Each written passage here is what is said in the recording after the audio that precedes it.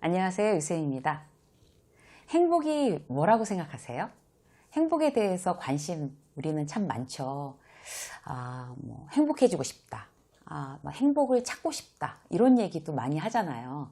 근데 실질적으로 그 행복은 사실 마음에서 오는 거죠. 그래서 이번에 그 시리즈물을 좀 여러 개를 만들었는데 행복 시리즈를 하나 더 만들었어요. 그래서 우리가 어떻게 하면 더 행복하게 인생을 살 수 있을까? 여기에 대한 이제 방법을 많은 훌륭한 이제 뭐 작가들이나 또 뭐 인문학자들이나 얘기한 행복에 대한 모든 거를 다 공부를 하고, 그리고 또 다른 자료들을 찾아서 우리가 행복할 수 있는 방법 어떤 게 있을까, 이런 거를 시리즈로 함께 나누도록 하겠습니다. 그 첫 번째 시간입니다. 오늘은 첫 번째 시간으로요, 내 인생을 좋은 삶으로 변화시키는 기적 3가지 라는 제목을 붙여왔어요. 제목 좋죠? 과연 우리의 삶을 좋은 삶, 그러니까 행복한 삶으로 만드는 기적의 방법은 어떤 게 있을까요? 근데 사실 딱 느끼시겠지만 그렇게 막 대단하고 거창한 게 아니에요. 우리가 평소에 늘 알고 있지만 맞아, 그건데 이렇게 살면서 왜 자꾸 잊어버리지? 이런 부분들 있잖아요. 그런 부분들이 바로 기적을 부르는 좋은 삶으로 만드는 어떤 그런 요소인 것 같습니다. 일단 행복을 한번 정의를 내려볼까요? 행복을 어떤 거라고 생각하세요? 굉장히 막 여러 가지 정의가 있는데, 이제 제가 이렇게 막 조사를 하면서 굉장히 인상적이었던 거는, 일단 행복에 대한 정의가 너무 어렵구나. 그렇게 막 심각하고 막 헤비한 게 아닐 텐데, 그런 생각을 했어요. 근데 그러던 와중에 가장 가볍게 행복을 정의한 두 분의 얘기를 제가 아주 인상적이라서 소개해드리고 싶은데, 법륜 스님은 행복이라는 건 괴롭지 않은 상태라고 그렇게 말씀하시더라고요. 그것도 굉장히 인상적이었어요. 그러니까 즐겁고 막 기쁘고 이런 게 행복이 아니고 괴롭지 않은 상태, 그걸 행복이라고 한답니다. 왜냐하면 막 즐겁고 이런 거는 우리가 계속 하하하하 즐거워 이렇게 쭉 즐거울 수는 없는 거잖아요. 그러면 좀 이상한 사람인 거죠. 그래서 만약 그게 행복이라고 그러면 너무 잠깐씩만 행복해야 된다는 거죠. 그런데 괴롭지 않은 상태를 우리가 행복이라고 정의를 하면 그거는 굉장히 지속적으로 유지 가능할 거라고 그렇게 말씀하시더라고요.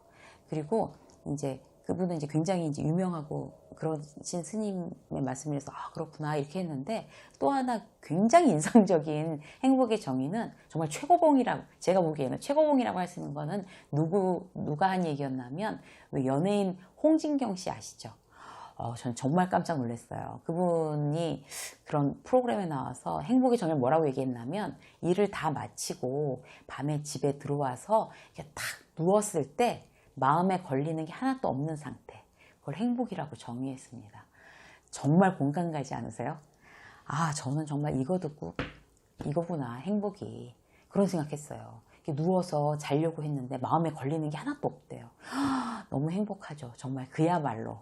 그래서 행복의 정의는 사람마다 다 다릅니다. 그런데 분명한 건 뭔가 하면, 내 인생을 좋은 삶으로 변화시키는 기적 3가지 중에 첫 번째, 행복해지는 건 환경이 아닌 마음의 문제라는 거를 우리가 깨닫는 것, 이거를 첫 번째라고 말씀드리고 싶습니다. 그거를 갖다가 알지 못하면 계속 괴롭거든요. 환경이 아니라 어떤 환경에서도 내 마음의 문제라는 거죠. 그렇잖아요. 똑같은 일을 가지고 어떤 사람은 이것도 감사해 라고 생각하고 다행이야 라고 생각을 하는데, 또 어떤 사람은 고작 이거밖에 안 됐어, 너무 불행해, 왜 이렇게 되는 거지, 이렇게 생각하는 사람도 있잖아요. 그러니까 이거는 마음의 문제인 것 같아요. 마음의 문제를 몇 가지를 함께 나누고 싶은데요. 어떤 책에서 이제 이거를 이제 강의를 하려고 책을 막 뒤지다가 굉장히 인상적이었던 거 말씀드릴게요. 그러니까 가난한 나라를 이렇게 여행하던 여행객이 현금이 두둑하게 든 지갑을 잃어버린 거예요. 굉장히 가난한 나라를 여행하면서. 그러면 그 여행자는 그걸 어떻게 받아들이면 좋을까요? 2가지 방법으로 받아들일 수가 있는 거예요. 하나는 정말 돈 잃어버려서 너무 기분 나쁘고 재수없다, 투덜투덜.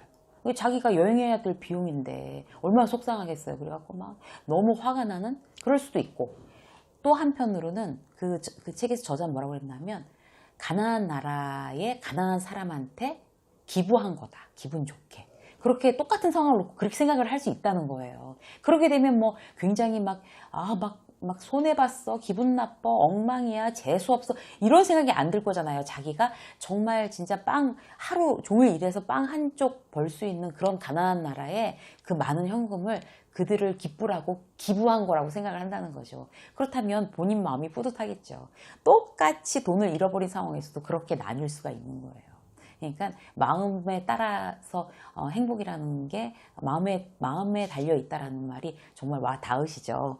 또 하나 사례는 뭔가 하면, 이게 더 사실 공감이 됐었는데, 어떤 그 경기에서 막 우승한 굉장히 훌륭한 스포츠 선수한테 어떤 여자가 이제 왔대요. 그래서 자기 아들이 지금 굉장히 막 죽게 생겼다, 너무 큰 병에 걸려서 도와달라, 이렇게 너무 애절하게 얘기를 하니까 그 유명한 그 스포츠 선수가 막 기꺼이 이 여자한테 막 자기 가지고 있던 이제 막 그런 뭐 돈을 막 이렇게 줬나 봐요. 이제 그 아들을 고치라고 그랬는데, 좀 있다가 어떤 사람이 와서 저 여자한테 아까 그 여자한테 돈을 준 거였냐, 이렇게 얘기를 하더라는 거예요. 그렇다, 아들이 지금 막 큰 병에 걸려서 죽게 생겼다고 하더라, 이렇게 얘기하니까 아유 속으셨네요, 그 여자 사기꾼이에요, 이렇게 얘기를 해줬대요. 그러면 어떻게 생각할 수 있을까요?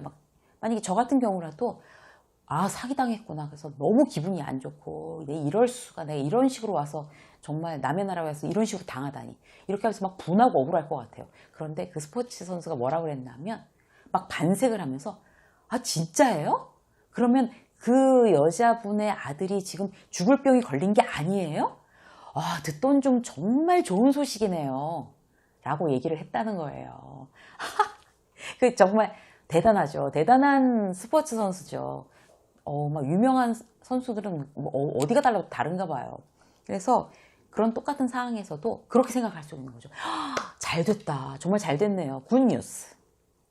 그 아들이 막 죽을 병에 걸린 게 아니니까. 이렇게 마음에 달려 있다는 겁니다. 네. 이건 이제 책에서 읽은 사례였고요. 이제 제 친구 사례를 하나 말씀을 드리면, 그러니까 올 봄에 이제 제 친구 그 딸이 이제 고등학교를 졸업을 했어요.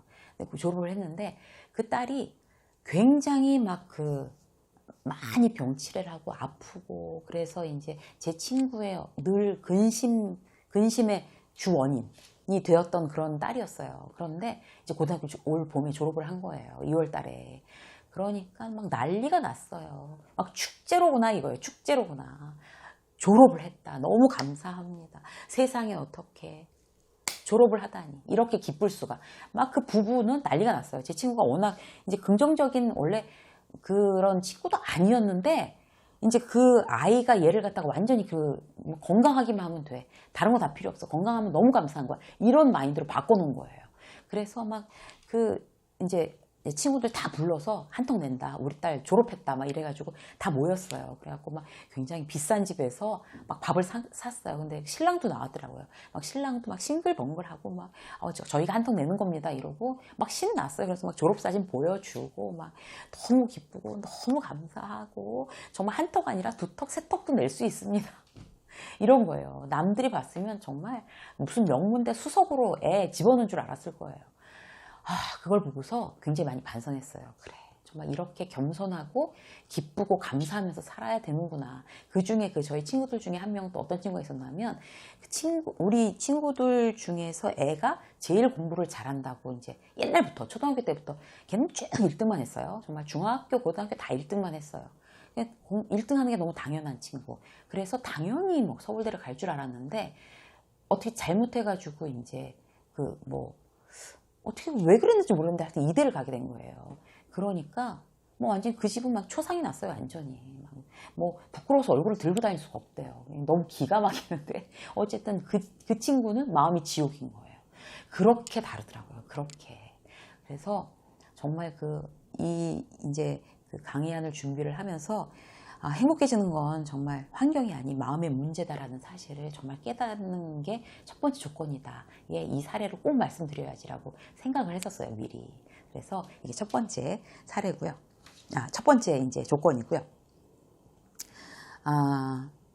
두 번째는 무조건 감사하는 거예요.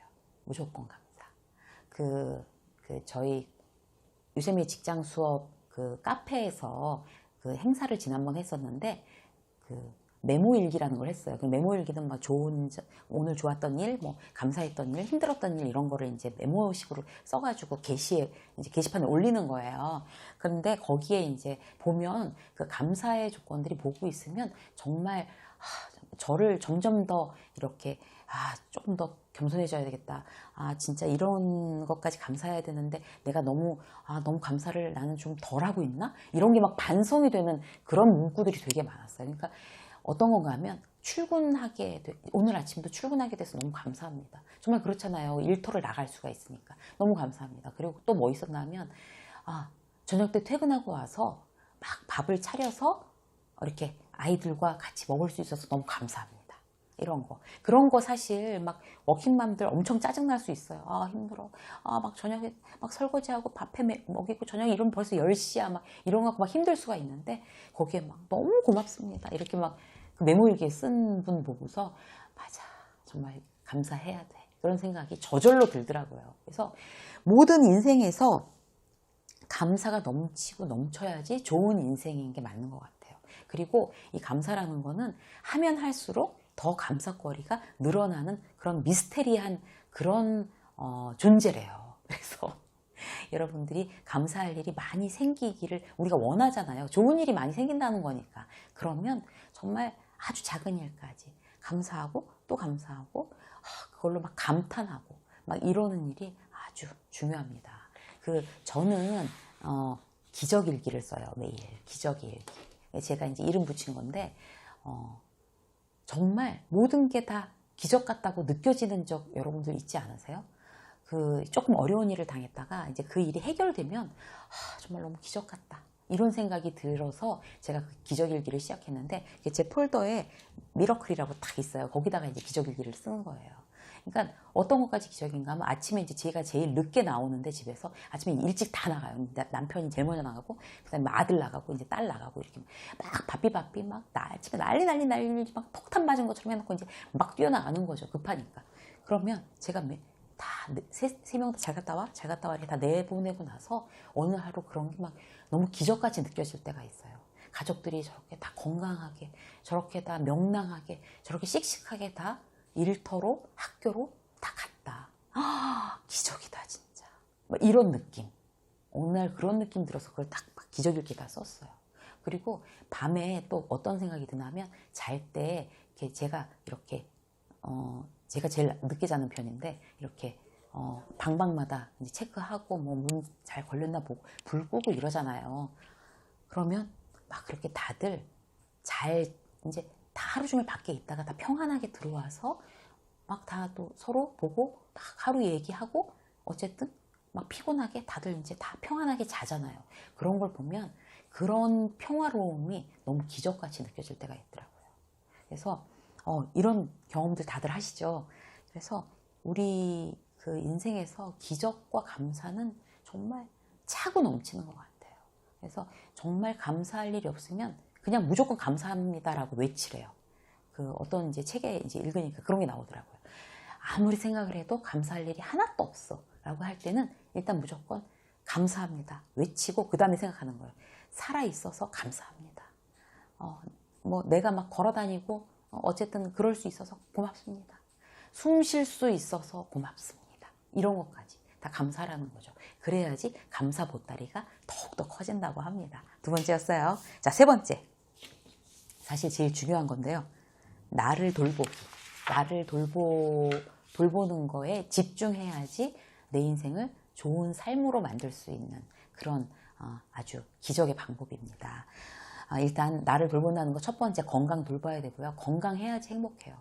그래서 건강하도록 스스로 돌보는 거를 절대로 게을리하면 안 돼요. 제 친구 중에 굉장히 유능한 친구가 있는데 일 중독이에요. 거의 뭐 저도 사실 그런 비슷하긴 하지만 저는 그래도 막 건강을 해쳐가면서 일을 하진 않거든요. 그 친구는 정말 건강을 해쳐가면서 일을 해요. 그래서 지난번에 굉장히 오랜만에 만났더니 막 이렇게 살이 이렇게 빠져가지고 한 7, 8kg가 빠졌대요. 먹지도 않고 운동도 안 하니까. 그러니까 이제 우리 나이에 살이 그렇게 한꺼번에 7, 8kg가 확 빠져버리면 이렇게 폭삭 늙은 것처럼 보이거든요.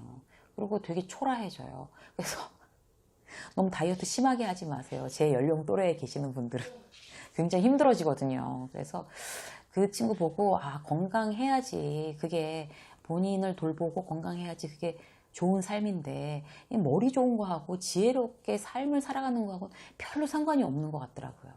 그래서 제가 막 그렇게 잔소리를 해주긴 했는데 아 고칠란가는 그걸 모르겠어요. 그래서 특히 나의 건강은 돌보고 두 번째 돌봐야 되는 건 뭔가 하면 나를 돌보는 방법, 내가 좋아하는 걸 찾아내야 돼요. 내가 좋아하는 걸 찾아내서 그거를 내 인생의 정말 끝까지 정말 아무리 작은 일이라도 꾸준히 매일매일 하는 거죠. 그게 나를 돌보는 가장 좋은 방법이라고 합니다. 예를 들어서요, 내가 좋아하는 게 잘 없다 이러면 여러 가지를 한번 시도해 보세요. 책을 읽거나 음악을 듣거나 꽃꽂이를 하거나 꽃을 화초를 키우거나 악기를 배우거나 굉장히 그다음에 자수 요새 그 재봉틀 가지고 하는 그런 것도 그 취미로 많이 하시더라고요. 굉장히 그 정서적으로 좋대요, 그런 게. 하여튼 그런 거 여러 가지를 시도해서 아 이게 나하고 참 잘 맞는 것 같아 라는 걸 찾아내는 게 나 스스로에 대한 참 예의인 것 같아요. 나를 행복하게 해주고 나를 돌보는 그게 굉장히 적극적인 방법이니까요. 그래서 그걸 찾아내서 매일매일 하는 거예요. 아무리 작은 일이라도. 꽃꽂이를 좋아해? 매일매일 꽃을 가꾸고 그 다음에 미술을 좋아해? 그러면은 정말 서투르지만 매일매일 그림을 그리고 요새 웹툰 이런 것도 주부들도 많이 한다고 그러더라고요. 직장인들도 많이 하고 웹툰 작가들이 굉장히 유행이잖아요. 그리고 웹툰 소설 이런 거 그런 것도 매일매일 그런 거에 내가 취미가 있으면 매일매일 하면서 나를 스스로 행복하게 만드는 거죠. 그래서 포인트는 뭔가 하면 꾸준히 하는 게 포인트예요. 그러니까 오늘 내일 이번 달만 하고 마는 게 아니라 늘 꾸준히 그리고 찾아내고 그리고 만약에 그게 지금 이 시청자분들께서 만약에 난 좋아하는 게 없는데 그렇게 꾸준히 할 만한 게 뭐지? 라고 생각이 드신다면 그걸 나를 돌보는 숙제로 여러분들이 가지세요. 그래서 숙제해야지 이렇게 해서 과제를 해야지 이렇게 하고 내가 좋아하는 거를 조만간 찾아내는 거예요. 그리고 그거를 꾸준히 하도록 시도하는 거. 그것이 바로 나를 돌보는 적극적인 방법입니다. 그래서 오늘은 이제 행복 시리즈 첫 번째로 내 인생을 좋은 삶으로 변화시키는 어떤 기적의 3가지 방법에 대해서 여러분들과 함께 나눴습니다. 유세미의 직장서 오늘 여기까지 하겠습니다. 행복 시리즈 2탄으로 다시 돌아오겠습니다. 고맙습니다.